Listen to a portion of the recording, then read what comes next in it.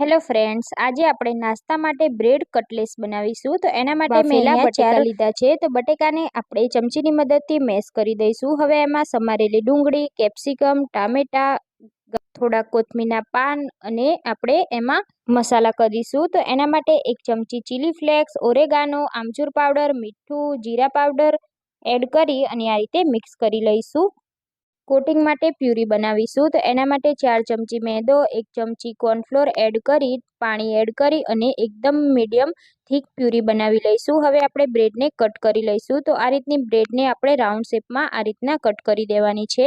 હવે આપણે 1 ચમચી મેયોનીઝ, 1 ચમચી ટામેટા કેચઅપ એડ કરી આ રીતે ગ્રીસ કરી લઈશું. એમાં ઉપર આપણે બટેકાનો જે માવો બનાવ્યો છે તે એડ કરી દઈશું અને આપણે જે પ્યુરી બનાવી છે તેનાથી આ રીતનું કોટિંગ કરી દઈશું. હવે આપણે તેલમાં તેને ફ્રાય કરીશું. તો આ રીતે તેલમાં ફ્રાય કરી ગોલ્ડન બ્રાઉન કલર થાય ત્યાં સુધી આપણે તેને તળી લેવાનું.